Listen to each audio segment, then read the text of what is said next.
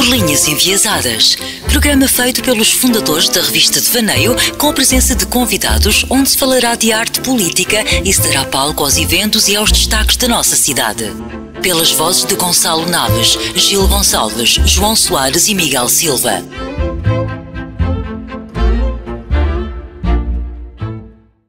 Então, olá a todos que nos estão a ouvir. Não sei se continua a acompanhar a Devaneio, esperemos que sim. O terceiro número já está praticamente esgotado, o quarto número vai sair na altura do Festival Músicas do Mundo, como já falámos, uma pequena homenagem ao Festival Músicas do Mundo que não vai haver este ano, mas não havendo o festival, existe a Devaneio para vocês seguirem. Vamos ter vários textos que vamos abordar noutro programa mais à frente, quando chegar a essa altura. Para este programa, trazemos um convidado, que é o nosso primeiro convidado, que não é de Sines. Estamos a falar de Johnson Semedo, João Tavares Semedo, mais conhecido por Johnson. É o nosso convidado por Linhas Enviesadas, nasceu a 21 de julho de 1976, se não estou enganado, em São Tomé e Príncipe. Chegou a Portugal com 2 anos, foi criado no bairro da Cova da Moura, no município da Amadora, em Lisboa, e o nosso convidado nós trouxemos porque é um convidado que teve uma história de vida impressionante, como se costuma dizer, era aquelas pessoas que vingou e deu a volta por cima na vida, mais à frente podemos falar também um bocadinho disso. Dificuldades essas devido ao contexto social da Cova da Moura no final dos anos 70 ou 80, onde ele cresceu, e é um convidado que se enquadra perfeitamente na vertente de consciencialização social da Devaneio, de todo o projeto de Devaneio, não só da revista, como também do programa de rádio, porque tem um grande papel na sua comunidade, na Cova da Moura, mais concretamente no bairro de Zambojal, através de uma organização não governamental, criada por ele mesmo, em 2014, que se chama a Academia do Johnson. Johnson, se calhar começávamos mesmo por aí, falávamos um bocadinho sobre a Academia, em que é que consiste ao certo, como é que surgiu essa oportunidade de criares e de liderares, e qual é que é a missão, qual é que é o papel dentro da comunidade, o que é que se pretende com a Academia do Johnson? Bem, antes de mais, só para corrigir aqui a minha data de nascimento, é 27/7/1972. Exato. Ok. Pronto. Bom, a Academia foi criada em 2014, consiste na prevenção da delinquência juvenil, acarreta aos jovens com idades compreendidas dos 6 aos 18 anos, onde o objetivo é mesmo esse, é criar uma forma de os miúdos saírem da esfera daquilo que pode ser a delinquência juvenil. Uhum. Que tipo de trabalho é que tu fazes com esses jovens? Eles, como tu disseste, entre os 6 e os 18 anos, não é? A idade em que estão na escolaridade obrigatória, e que tipo de trabalho é que fazem lá na Academia? Quer dizer, na Academia nós começamos mais cedo na prevenção, 6 anos, porquê? Porque os miúdos chegavam-nos aos 13 anos, e aos 13 anos não é que não se consiga trabalhar com os miúdos, mas tendo uma prevenção mais baixa, de 6 anos, é onde nós podemos trabalhar os miúdos e também a própria família.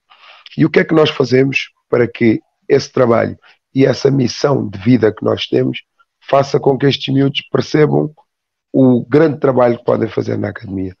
Nós temos o desporto, o futsal como ferramenta, como veículo de negócio, ou seja, os miúdos jogam connosco a nível federado, onde nós depois podemos negociar a nível escolar, a nível comportamental, onde nós também damos apoio ao estudo aos miúdos, porque não basta dizer aos miúdos que precisam estudar e que precisam fazer as coisas quando os putos não têm base e não conseguem realmente chegar ao seu objetivo. Então, dentro daquilo que é a rede de voluntários que nós temos, à segunda, terça e quarta damos apoio ao estudo. Depois haverá os treinos pelo meio. Depois temos a dança também como ferramenta para trabalhar comportamentos. Tínhamos o hóquei, acabamos com o hóquei este ano acabamos com o hóquei por uma questão de aderência, mas depois também trabalhamos com a reflexão de grupo, que é uma atividade onde os miúdos têm espaço para falar daquilo que são as suas inquietudes, daquilo que são os seus lixos interiores, daquilo que são realmente a sua problemática a nível escolar, comportamental e de uma cidadania ativa. Johnson, e tu vieste para Portugal com 2 anos e cresceste, portanto, a tua infância e adolescência no bairro da Cova da Moura, como já foi dito. E acredito que tenhas encontrado algumas dificuldades que acabam por ser sabidas.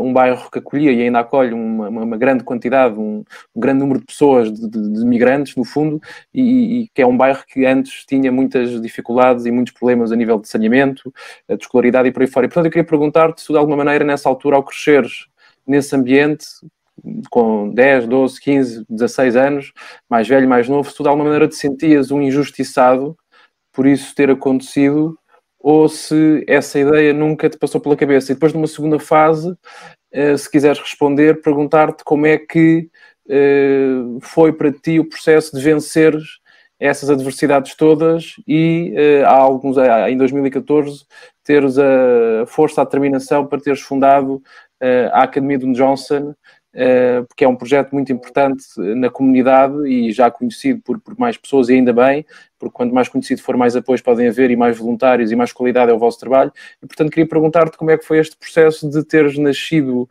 e teres crescido naquele ambiente que se calhar não seria o que tu gostarias de ter crescido, e depois teres conseguido vencer todas essas adversidades e teres fundado aquilo que fundaste. Quer dizer, eu vim para a Cova da Moura com 2 anos de idade. O meu pai já cá estava, na eventualidade de procurar uma vida melhor para nós, mas eu posso dizer que eu, quando cheguei à Cova da Moura, com 2 anos de idade, quer dizer, eu fui crescendo, e eu lembro-me a partir dos 7 anos, 5, 6, quando eu jogava a bola na rua, havia muita liberdade, não é? A malta era toda... Havia uma identificação bairrista onde nós todos éramos iguais. É evidentemente que, como tu dizes e muito bem, o saneamento, as condições eram outras, as casas não tinham luz, era tudo com vela, a estrada não eram alcatroadas, era tudo terra batida, tínhamos dois chafariz que abastecia as casas e a toda a comunidade, mas dentro desta situação toda, dentro destas adversidades todas que podiam acontecer, eu posso dizer que eu sou o penúltimo de 7 irmãos, vivíamos na barraca 7 irmãos, é evidentemente que as coisas não eram assim muito fáceis, não é? Mas quando as coisas quando eu começo a tomar sentido realmente da diferença, é quando eu fui para a escola, porque... Tirando isso, éramos todos iguais.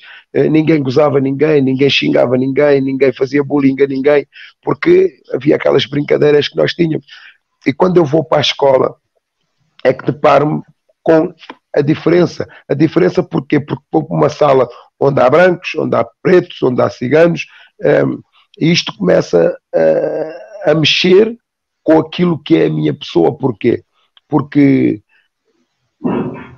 quando tu tens sonhos, és humilde que tens sonhos, porque eu também os tinha, e chegas na escola com vontade de aprender e tens miúdos brancos que não querem sentar ao pé de ti, tens os pais dos miúdos brancos a dizer para terem atenção porque nós tínhamos piolhos, porque nós cheirávamos mal. Epá, se calhar hoje, vendo bem a situação, se calhar eu até compreendo a situação dos outros miúdos, mas na altura um puto com 6 anos, 7 anos, 8 anos, não tem esse poder de encaixe. O que é que sente? Sente a revolta, sente-se inferiorizado, sente-se não enquadrado, e isso fez de mim um miúdo completamente desligar-me, estás a perceber? Ou seja, ok, eu não estou para isto porque senão eu vou dar carga, vou exteriorizar agressividade para cima. E foi o que eu fiz. Realmente juntei-me aos excluídos. Na altura havia brancos excluídos, havia ciganos excluídos, e então a malta formou ali uma turma, e a partir desse momento a escola para mim deixou de fazer sentido. Eu ia para a escola, chegava ao jardim, guardava a minha mala ali nos arbustos e depois ia para a escola, mas ia só fazer porcaria, não é? Basicamente é aí que começa o meu percurso e o meu caminho, posso dizer, de um miúdo completamente desligado daquilo que é o amor, daquilo que é o afeto, daquilo que é o caminho, não é? E quando tu andas em caminhos completamente desviantes, não é? Há um que diz mata, o outro diz fola. Há um que traz uma ideia que é negativo e a malta compra aquela ideia. Eu comecei a fumar cigarros, tinha 8 anos, 8, 9 anos, atrás da escola, e a partir daí a porta da escola nós íamos, mas depois já não entrávamos, não é? Ou entrávamos só para jogar a bola, só para fazer porcaria, e depois íamos embora.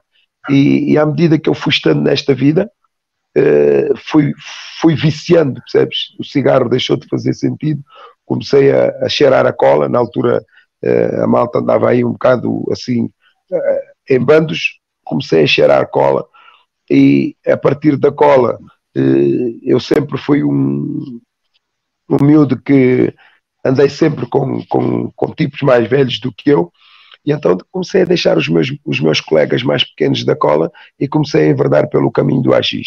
E depois o AX deixou de fazer sentido, viciei-me na heroína e na cocaína. Aos 15 anos, a entrar para os 16, eu fui preso pela primeira vez. Uhum. Johnson, estavas a falar ainda agora que foi na escola onde tu sentiste a principal discriminação, onde tu sentiste mais discriminação, que não foi exatamente no bairro.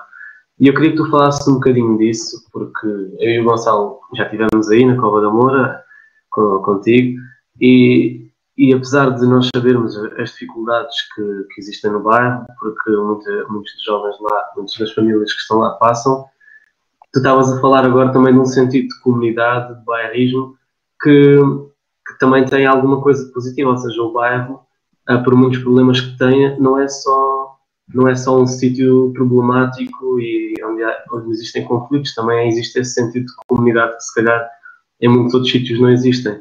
E eu gostava de ouvir falar um bocadinho sobre isso, porque, por exemplo, já vi um artista, um rapper que eu gosto, que eu aprecio, que é bastante conhecido até a nível nacional, e ele é do bairro, nasceu e criou-se no bairro, e às tantas dizia que, apesar do sucesso agora a nível nacional, de ser conhecido e ter dinheiro para sair do bairro, continuava a preferir viver lá. Podia ter a música alta, que os vizinhos não se queixavam, sentia sempre, estava habituado a esse sentido de comunidade e de à vontade. E gostava de ouvir falar um bocadinho sobre isso, quais é que são os lados positivos do bairro, especialmente na Cova da Moura. Sim, o lado positivo do bairro é mesmo essa camaradagem, percebes? É nós sentirmos que se eu não tiver, eu bato à porta do vizinho e que acabo por ter. Não há esta barreira, não há portas fechadas, não há ou seja, como é que eu te vou explicar? No meu tempo, eu vivi uma infância de bairro completamente diferente do que esta juventude vive hoje. Eu sou do tempo, dentro do meu bairro, eu respeito toda a gente, desde o mais pequeno até ao mais velho. E isto fazia com que a minha vizinha se cuidasse de mim, ou seja, eu tratava a minha vizinha como se fosse minha mãe. Por exemplo, a minha mãe ia fazer, quando eu era mais puto, dizia, olha aí pelo Johnson que eu já venho. Pronto, e a forma, só o facto da minha mãe dizer, vizinha, olha aí pelo Johnson que eu já venho, eu tenho que mudar logo o chip de que aquela senhora naquele momento é a minha responsável. O que ela disser é para eu cumprir, ok? Uhum. Havia este respeito, não é? E também o facto de sermos dados às festas, estarmos aqui todos em comunidade, é muito bom, percebes? Eu podia sair, eu também sou uma pessoa que gostaria e pensei sempre em sair do bairro, mas o meu João Pedro já tem 11 anos e eu vivo aqui no bairro, eu crio os meus filhos aqui no bairro. Porquê? Porque acho que não é o sair do bairro que vai fazer com que eles sejam mais ou seja, mais ou menos pessoas, não é? Cabe incuti-los valores, incuti-los princípios e educá-los naquilo que é a vida. Basicamente, acho que o que falta dentro do bairro é o que é que faz com que a juventude saia para fazer porcaria. Vamos dar sempre ao mesmo. A pobreza é que torna isto numa delinquência geral. Johnson, ainda bem que estavas a tocar nesse assunto, ou seja, como era o bairro no teu tempo, com esse espírito de comunidade e de união entre as pessoas, e a partir daí eu queria te perguntar, passando daí para o contexto atual, quais é que são como é que as crianças, como é que os jovens hoje crescem na Cova da Moura? Achas que os apoios, que tem havido alguma mudança nos apoios que têm chegado? Como é que é o contexto hoje de um jovem na Cova da Moura? É diferente ou ainda há algum desse espírito entre as pessoas que lá vivem?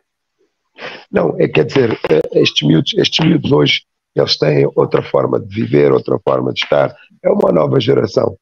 Mas há uma coisa que é assim. Estes miúdos estão completamente desligados.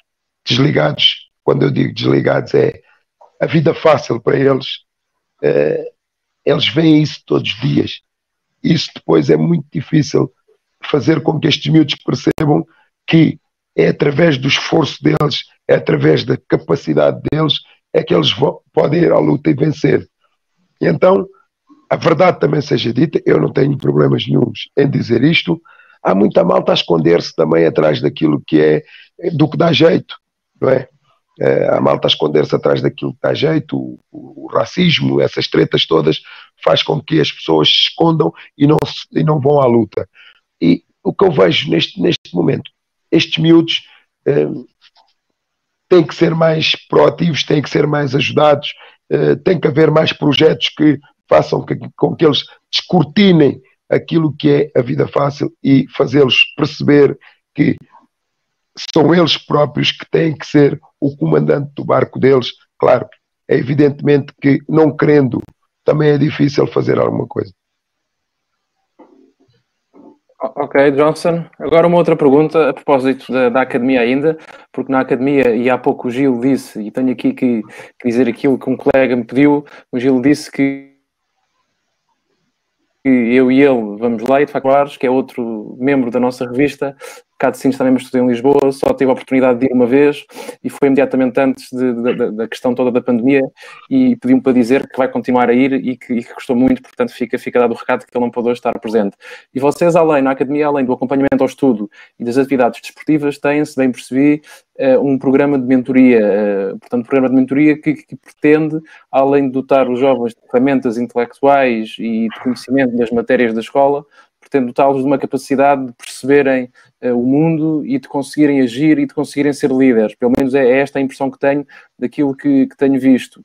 E, portanto, tu achas que a partir daqui pode, eventualmente, daqui a uns anos, haver, se calhar, 10 Johnsons ou 20 Johnsons na Cova da Moura, ou haver, além disso, ou apesar disso, uma academia do Johnson ou uma academia em cada concelho de Portugal, em cada distrito? Como é que te parece? Qual é que é a importância que dás a esse programa de mentoria e a incutir nos mais novos esse espírito de liderança, de perseverança, de força e de vontade que tu estavas aqui a referir agora na resposta ao Miguel?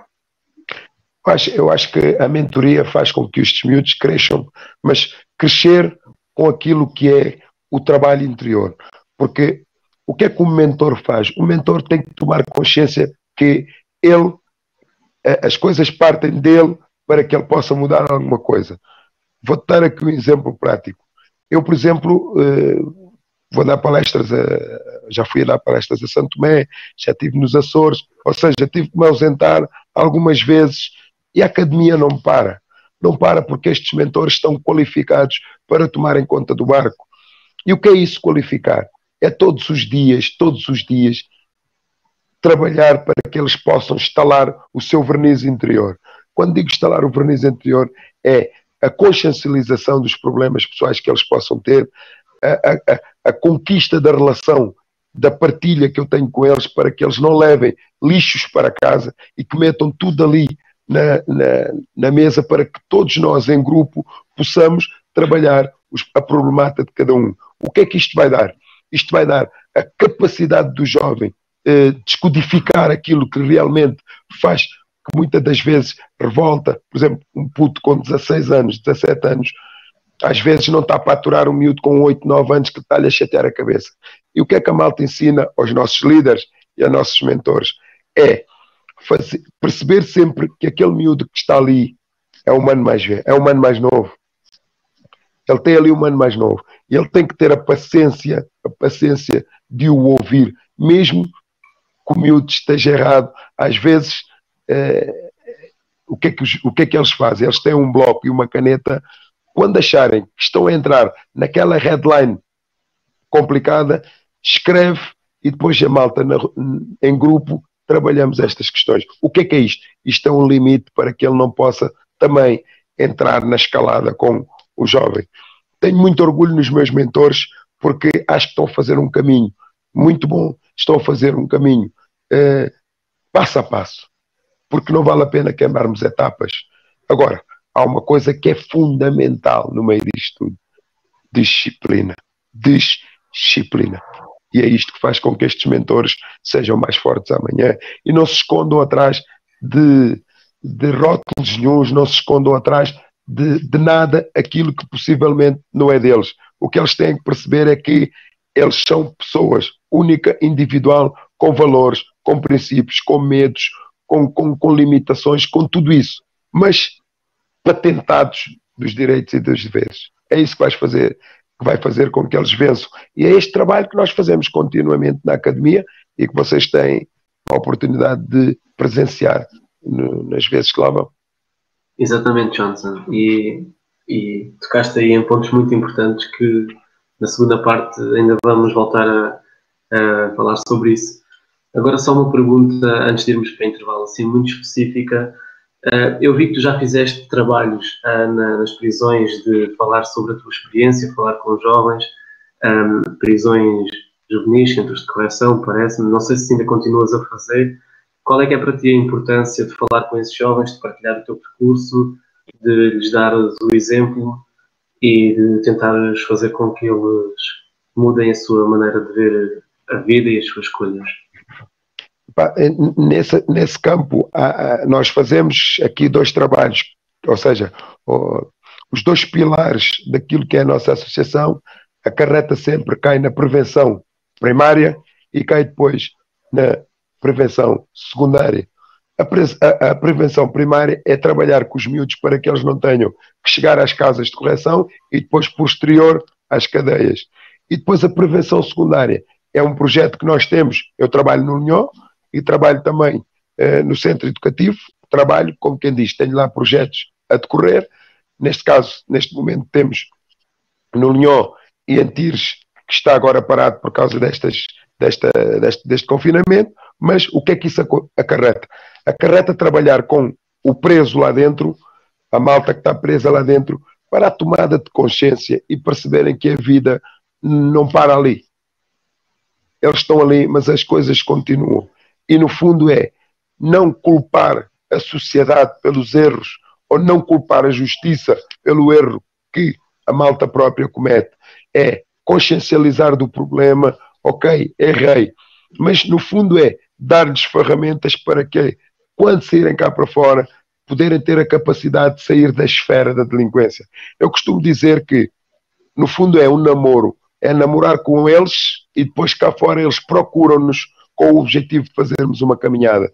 Agora, aqueles que nos procuram, e nós temos dado cartas nessa área, porque os que nos procuram, é o que eu lhes digo, a red line é 7 meses. Naqueles 7 meses, se conseguirem superar todas as diversidades, todos os entraves que lhes vão aparecer pelo caminho, a resiliência interior, a revolta, a raiva, todas essas coisas que vão acontecer pelo caminho, eles conseguem vencer e conseguem sair daquilo que é a esfera e procuram um caminho, passo a passo, é menos dinheiro, mas pelo menos a cabeça trabalha e funciona numa vida honesta. Esse é o nosso objetivo.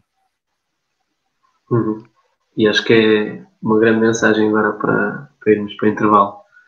Com essa mensagem de mudança e de resiliência, vamos fazer agora um curtinho intervalo e já voltamos com a segunda parte desta entrevista.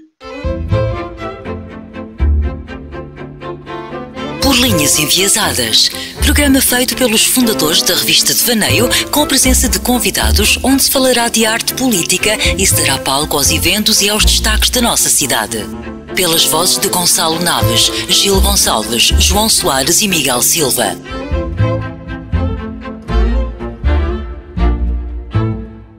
Ora bem, sejam muito bem-vindos à segunda parte do Por Linhas Enviesadas, hoje com um convidado especial, o Johnson, fundador da Academia de Johnson, que trabalha sobretudo na zona do bairro da Cova da Moura.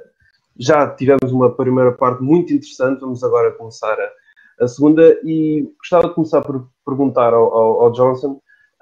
Já falámos um pouco, talvez na primeira parte, mas agora queria uma resposta mais em concreto sobre isto.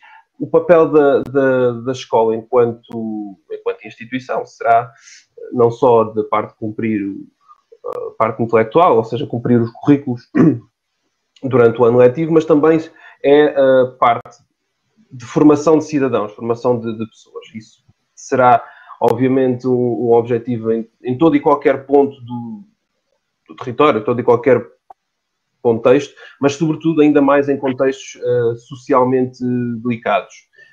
E eu gostava de perguntar quais é que são as principais dificuldades que talvez ainda existam na faixa etária dos jovens, na parte da formação, na parte da educação, que os possam talvez impedir de se integrarem também depois na vida futura. Obviamente isso também terá uma parte prévia também, às vezes, dos ambientes onde os miúdos crescem, acredito eu.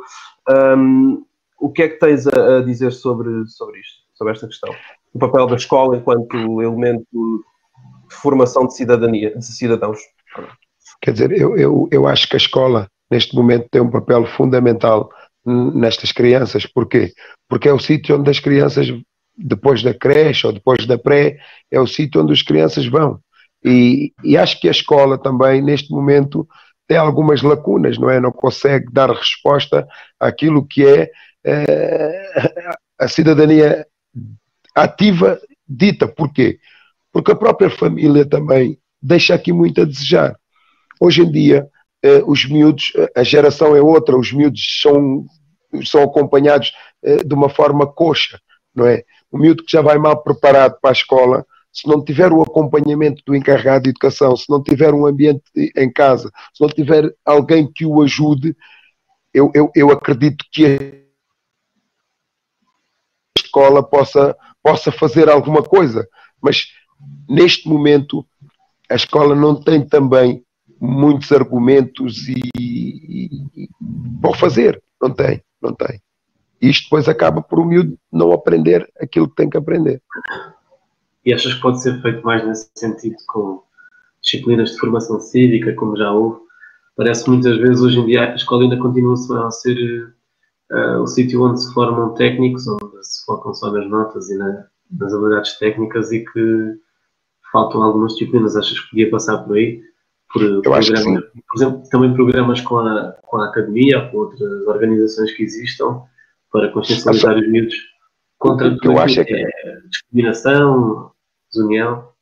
A escola é muito fechada. A escola é uma instituição muito fechada, não é? E o que eu acho é que a escola deve abrir e deve confiar e procurar parceiros que possam desconstruir os miúdos, que possam ajudar a desconstruir os miúdos para que eles possam crescer e poderem ir para a sala de aulas e assimilar realmente aquilo que têm que assimilar. Mas não pensar só matemática, não pensar só português, não pensar só estas coisas, porque há outras atividades que podem ser feitas com os miúdos na escola, que faz com que os miúdos depois acabem por aceitar melhor e aprender melhor e realmente formar uma escola para todos.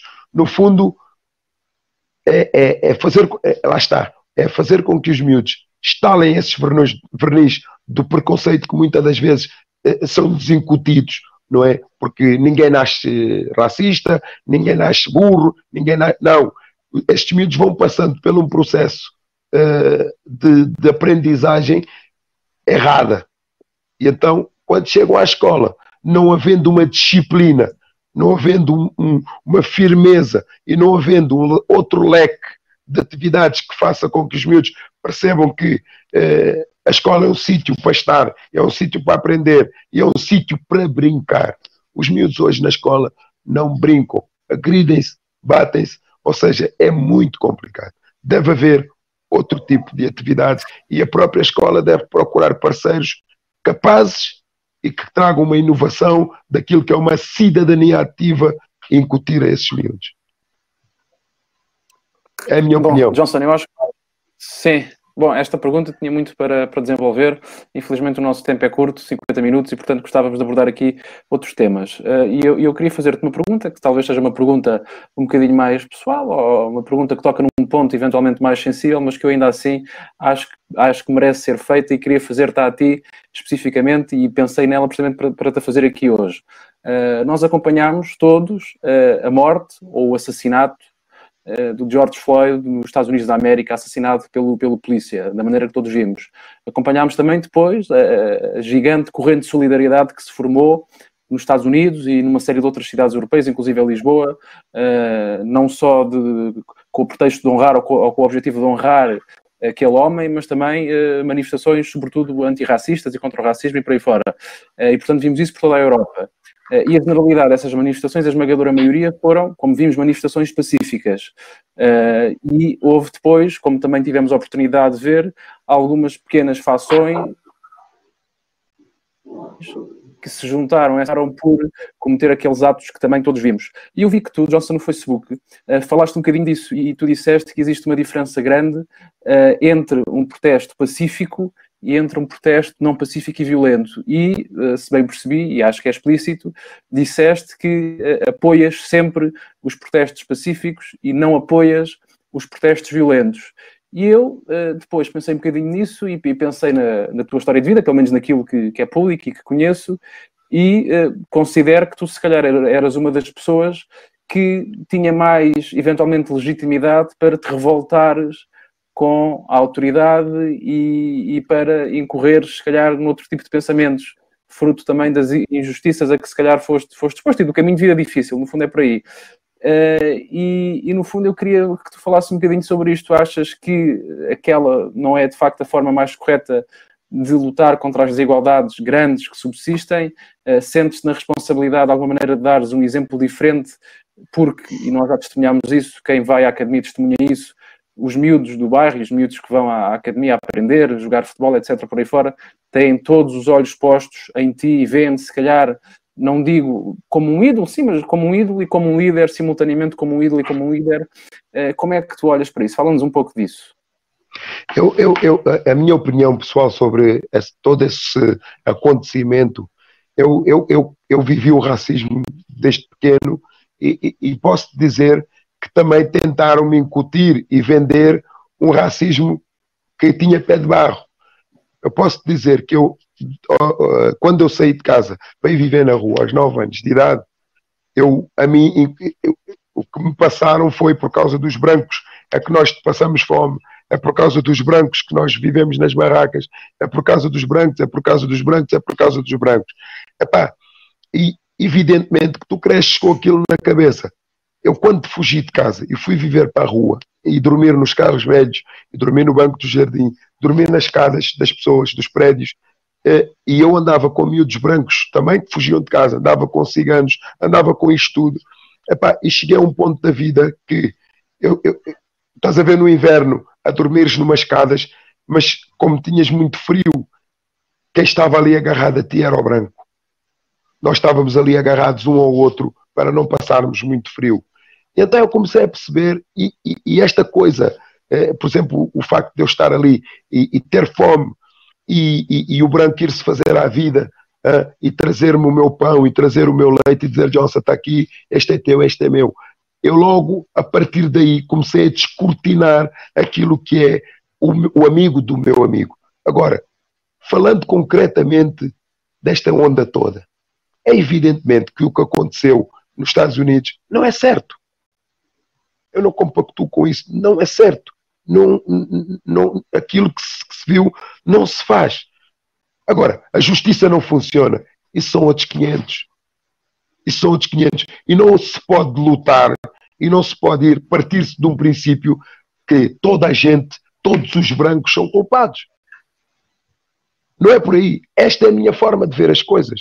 E um líder, eu não posso subir em cima de uma mesa e dizer vamos matá-los, vamos fazer isto ou vamos fazer aquilo. Não, temos que ser inteligentes. Nós temos que nos estruturar e aí sim vermos os pontos que são necessários para que possamos pôr a carta na mesa com quem de direito e aí sim estruturar-nos e fazermos-nos ouvir e fazermos com que as coisas sejam resolvidas pacificamente. Não é com violência que se combate violência. Esta é a minha forma de ver, porque eu vivi 10 anos na cadeia e sempre combati as coisas olho por olho, dente por dente, e fiz muita merda, fiz muita porcaria. A minha consciência, a minha cabeça, o meu passado foi resolvido depois numa comunidade terapêutica quando eu sofri imenso olhando para dentro de mim, com as merdas que eu fiz, com as cenas que eu passei. Por isso, acho racismo. Não, ninguém nasce racista, as pessoas aprendem estas coisas e o que nós fazemos na academia é dizer ao miúdo, a tua cor da pele não é sinónimo para não venceres na vida, mas sim teres a capacidade de te instruires e de ires à luta para aquilo que são os teus objetivos. Eu não compactuo com líderes lunáticos, não vou atrás de ondas maradas, vou sim atrás daquilo que é uma luta consciente, uma luta capaz para que nós possamos conseguir os nossos objetivos, mas pacificamente. E é por esse motivo, Johnson, então, que tu incutes na academia, enfim, eu concordo em absoluto contigo que essas desigualdades existem e que a justiça nos Estados Unidos e um bocadinho nos outros sítios também acaba por ter lacunas graves, mas, da minha perspectiva, essas lacunas combatem-se com educação, combatem-se com esforço, com trabalho, com formação, com programas de mentoria, por aí fora. E, portanto, queria-te perguntar se é por tu sentires que os jovens que vão à academia, os rapazes e raparigas que vão lá para aprender, podem estar expostos a esse eventual clima que, no fundo, faça com que eventualmente possam vir a gerar um inimigo, em vez de enverdarem pelo caminho que se calhar é o caminho mais duro, que é o caminho eventualmente do trabalho, do estudo, da firmeza, que tu lhes incutes esse espírito de força, de disciplina, de trabalho, de perseverança, é porque sentes que esses rapazes e essas raparigas estão expostos a esse movimento da mesma maneira que tu estiveste, como ainda agora disseste. Isto era uma parte da pergunta. E a outra é se tu, de facto, concordas que é através da educação que se pode mudar alguma coisa ou através do que é que será. Queria que falasse um bocadinho sobre isso. Quer dizer, eu trabalho com os miúdos logo desde pequeno para que eles não se deixem manipular. E porquê? Porque a própria vida vai-lhes mostrar isso. E à medida que os miúdos vão crescendo, há ímãs negativos que podem puxar os putos dentro daquilo que são as suas fraquezas interiores. Ok? E isso faz com que os miúdos, se tiverem coxos a nível de cérebro, ou se tiverem coxos a nível da sua própria estrutura, o que é que vai acontecer? É fácil aderir. É fácil aderir. O que a academia mostra o caminho aos miúdos é dizer, atenção, tu tens que ser a pessoa que pensa a tua vida.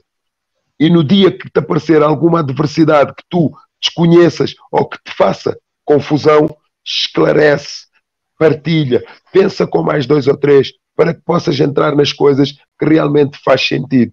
No fundo é dar-lhes base, para que eles possam seguir a sua vida. É prevenção em todos os níveis e numa escala, porque estes miúdos são crianças hoje, vão ser jovens amanhã e vão ser adultos. E o meu trabalho com eles a minha percepção não é agora. Eles agora vão dizer o Johnson é rigoroso, o Johnson é isto, o Johnson é aquilo, mas quando chegarem à idade de perceber as coisas vão dizer obrigado, Johnson, pela forma que trabalhaste comigo.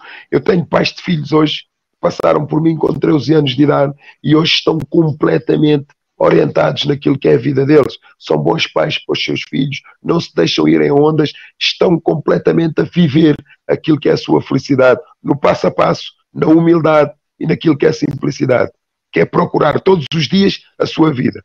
E é isto que faz dos miúdos diferente. Esta é a nossa forma de trabalhar com os miúdos. Investir nas pessoas e não ir em ondas, em tangas. Johnson, e no dia-a-dia, qual é que é o principal desafio para conseguires que esses jovens estejam dispostos a aprender e a ouvir? Tu trabalhas com essa faixa etária e o Liga de Devaneio também é os jovens, crianças e adolescentes. Como é que tu fazes principalmente para aqueles que passam mais dificuldades, que tiveram um dia mais chato, chegam sem vontade de estudar? Como é que tu consegues que eles fiquem motivados e que estejam dispostos a ir aprender? É como eu te digo, isto tu tens que conhecer que o miúdo que vem para estudar, se calhar aquele dia, a conquista da relação que eu tenho com estes putos é uma conquista da relação verdadeira. Então, o miúdo quando vem, eu como já o conheço, se calhar não vamos investir na matemática. Vou-lhe dar um abraço e vou dizer, olha, anda cá fora. Se calhar vamos até ao parque e vamos conversar. Vamos perceber o que é que se está a passar, o que é que está a mexer, como é que foi o dia, como é que não foi o dia. Epá, eu vou dar aqui um exemplo muito prático. Nós, quando começamos, houve um período, a minha colega, a Noémia, estava a trabalhar com um miúdo, a dar-lhe apoio ao estudo, e, no entanto, eu cheguei e ela chamou-me e disse, pai, Johnson, eu estava a trabalhar ali com o miúdo, epá, e às tantas o miúdo bloqueou. Epá, e eu perguntei-lhe o que é que estava a passar, eu acabei por não insistir mais na matéria, mas depois fala com ele. Ok, eu assim cheguei, chamei o miúdo cá fora, sentei cá fora com ele no passeio e eu comecei a falar com ele. Epá, e cheguei à conclusão que aquele miúdo tinha tomado só o pequeno almoço. Ponto. Como é que se pede a um puto que só tomou o pequeno almoço que pense matemática, ou que pense português, ou que pense geografia? Ele vai, mas é mandar-nos passear.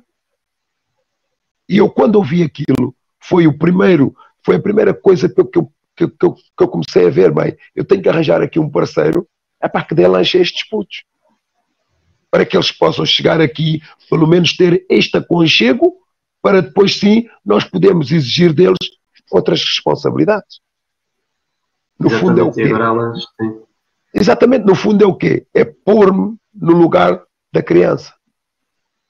Eu tenho que me pôr no lugar dele. Se eu tiver fome, eu também não me peçam para trabalhar, que eu não vou trabalhar. É um bocado nesta base. É a conquista da relação. É olhar para estes miúdos muito mais... Ou seja, eu vejo para estes putos como os filhos que eu tenho em casa. Ponto final. Só por aí digo tudo. Eu vejo para estes miúdos como o meu João Pedro, como o Elton e como o William. Igualzinho. Sem tirar e sem pôr.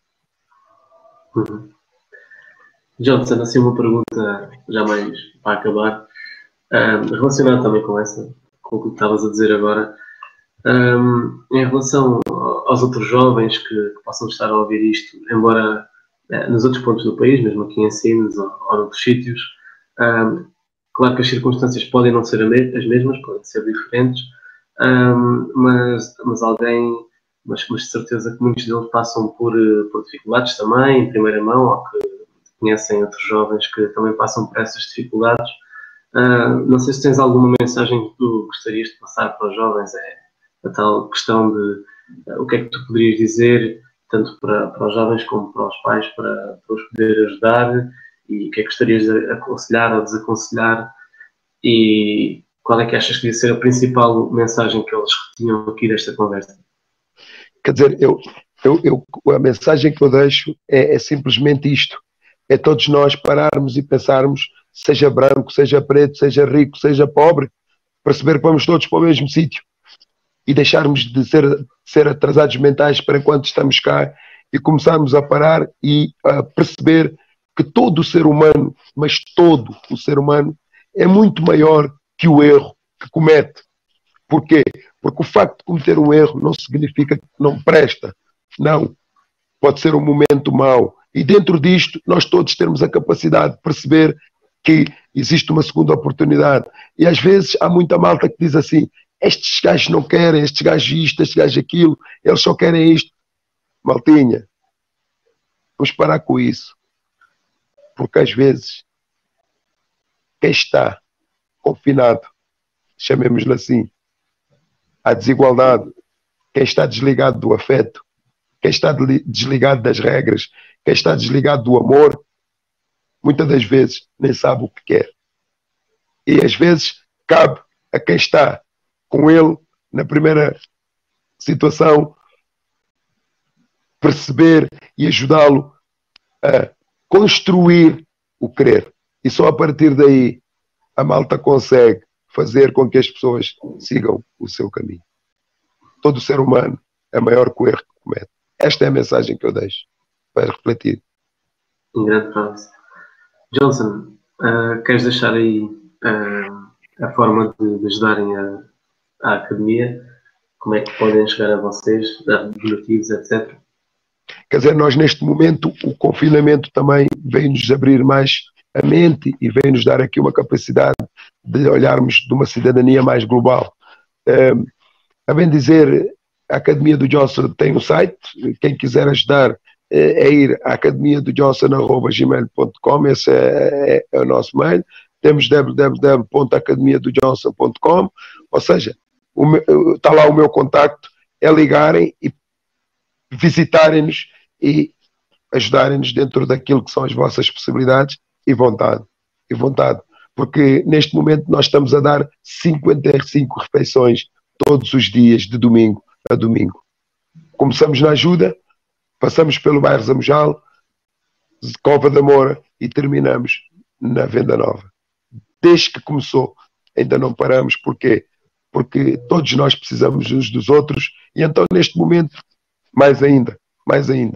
Por isso, quem quiser olhar para nós e quem quiser os mecenas e os apoios que nos queiram ajudar, serão bem-vindos e a malta agradece.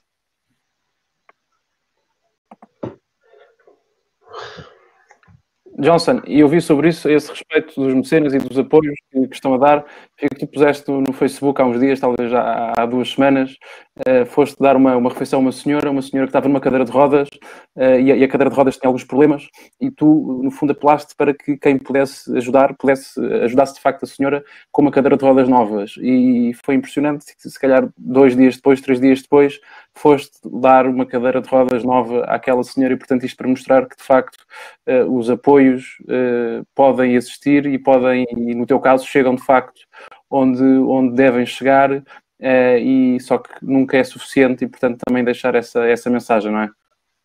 Claro que sim, porque a malta do bem, é o que eu digo, há muita gente que gosta de ajudar e às vezes não sabem como ajudar e para que fim é que é a ajuda. Por isso, a Academia tem sempre uma coisa como teto, é a transparência do apoio.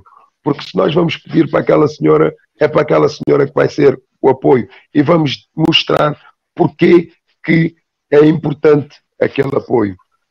E fazer o bem, não se pode andar aqui a brincar ao serviço social. Não, nós temos que fazer o bem bem feito. No fundo é fazer o bem com pinta, para que as pessoas possam realmente ultrapassar as suas dificuldades e possam realmente usufruir daquilo que naquele momento está a ser um grande empecilho para a vida dela. É isso. Muito bem, Johnson. Acho que estão todas as perguntas feitas, também estamos a chegar agora ao tempo. Queríamos agradecer-te mais uma vez por teres aceitado, por teres vindo ao nosso programa. Foi um grande programa, sem dúvida. Agradecer também à Rádio Sines, ao Filipe, que nos acompanha nestas emissões, e deixar-vos aqui com a nota para acompanharem a Devaneio. E pronto, é isso tudo. Continuem a ouvir-nos e de seguida vai passar uma música de um seguidor nosso do Twitter que se chama Silva e a música é a Instrumental 7. Obrigado por nos ouvirem e até à próxima.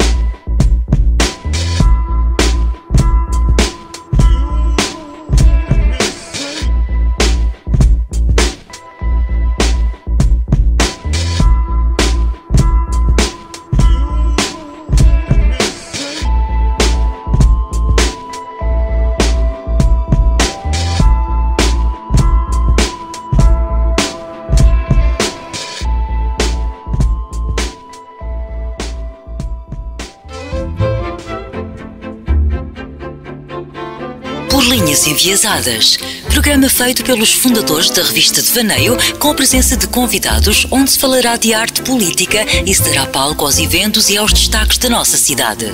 Pelas vozes de Gonçalo Naves, Gil Gonçalves, João Soares e Miguel Silva.